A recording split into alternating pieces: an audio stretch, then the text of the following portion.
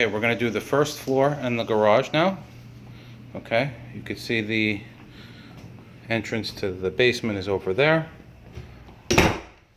You can see in the living room you have the bay windows over here. These actually opened and closed, so that's good because sometimes they give problems. They sag over time. This is the thermostat for the heat and AC. You can see the supply down over there. All right, you have these French doors that go to the sunroom. Just so you guys know, to lock this, you lift up the handle like that, and now it's locked. And then you can just close this and lock it, and that's it, everything's locked. To open it, you just turn this and the handle, and you could just turn the handle, which will release this door over here. All right, we're in the sunroom. I had noted on the outside that there was a crack in the storm glass. You can see it right over here. All right, everything else looks like it's pretty good. This is a fireplace. Over here you got a little bit of damage to the brick floor mortar for the fireplace. Damper is intact. You know, you can see they haven't really used it.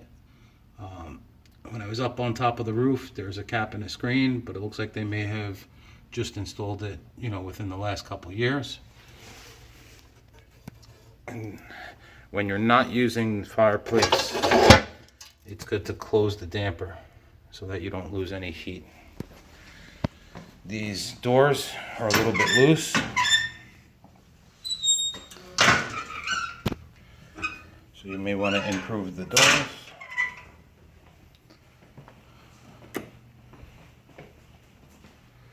Light works fine. That's the switch. Now we'll go into the kitchen area. Right, you can see the cabinets are a bit older, right? But they're in decent shape. So I don't know if you want to just paint and do the hardware. This floor over here is a floating floor. It's a composite material. So a lot of times people use it as a solution just to go over what's already existing.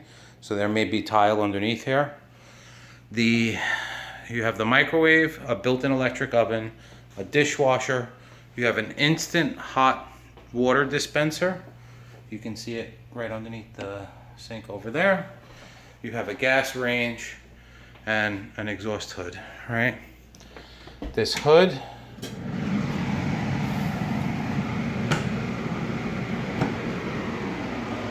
is supposed to vent up to the roof. We'll verify that. And then you have the refrigerator over here. So the microwave, it looks like this is an insulation piece that goes up in the glass over here, and it looks like it's coming down. Other than that, the microwave is functional. The electric oven is working. The dishwasher is older, but it definitely is working. Okay. The instant hot water maker is not working. It's not hot, and you can see the electrical connections for it are pretty poor. So that's something that definitely should be taken care of if you want the instant hot.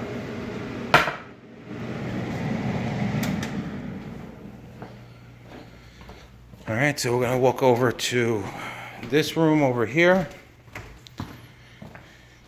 And you can see this is normally just a base molding over here, and for some reason they did a tile. And then you've got, unlike the other areas of the home, over here you've got a hot water baseboard heater, and the thermostat is right on the wall over here. This fan I couldn't get to work, but I think it may be just a battery issue over here, but I'm not quite sure. Over here you have the attached garage, and the garage door, anytime you have a garage that joins the interior of the house, it's supposed to be a fire rated, a gas proofed, and an automatically closing door. So this is a solid wood door. It does meet the minimum 15-minute requirement. Usually people prefer a metal door, but it does have weather stripping over here for gas proofing, but it doesn't have the auto closer on it. So this is something that, you know, maybe you want to put a control arm to close this automatically. Otherwise, if you want to just leave it like this, you have to be very conscious about making sure that you don't run the car while it's inside the garage. That can lead to carbon monoxide coming into the house. So that's going to be a decision you want to make, but I'm going to write it up. You have the overhead garage door opener, right? We tested it. It seems to be working fine, with the exception of there's an auto reverse feature. So if you offer resistance, it pops back up, and that did not happen. So on these openers,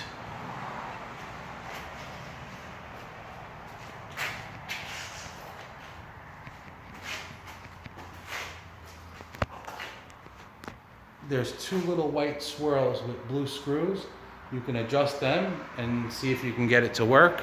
Otherwise, you may have to call a garage door repair guy. Also, I noticed that the bottom panel over here is damaged. I don't know if someone ran into it. So you can sort of see the creases in it. I noticed it on the outside, but I wasn't sure. And coming inside, you can definitely see that, you know, there's some damage to the door. You can see it there. You can see it there. And then the slab has settled and cracked, you know, forming a trip hazard. Over here, you can see someone can trip. And the same thing over here. Someone can trip, right? So I don't know if you want to just tear this out and redo it, or maybe try to patch this so that no one trips on it. Sometimes people will put little rubber mats and roll them over the garage so people don't trip on those. You know, those are some of the alternatives that you have. So, and then you can see the trim is rotting over here. They put the expansion foam over here. There's a small foundation crack over here. That's something that should be sealed. I poked and I prodded the sill plate over here, and it seems like everything is nice and solid. This was that wall where we saw the carpenter ants going back and forth over here. So I'm not quite sure where they're going to, but I'm not seeing any evidence on the interior that they've done any damage. So yeah, just do the regrading on the outside and definitely try to do a treatment to get rid of them. And I know you were concerned about the electric. This is the main disconnect over here, right? So if I open this up,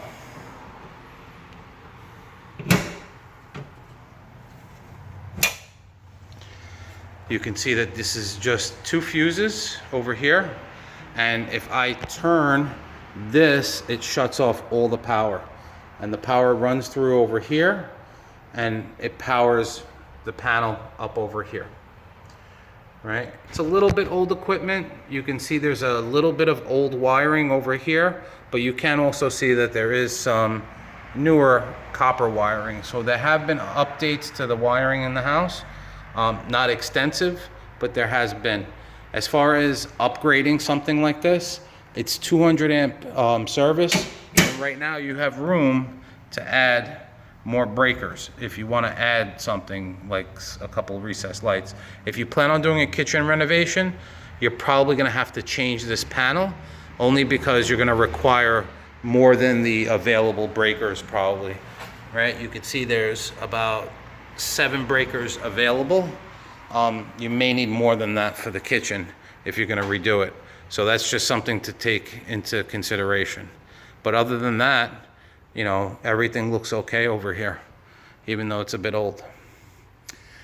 All right. And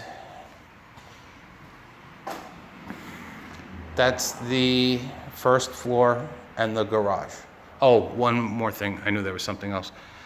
There's no tape and compound on this ceiling, and there's a finished area above here, and you need to make sure that this is gas proofed.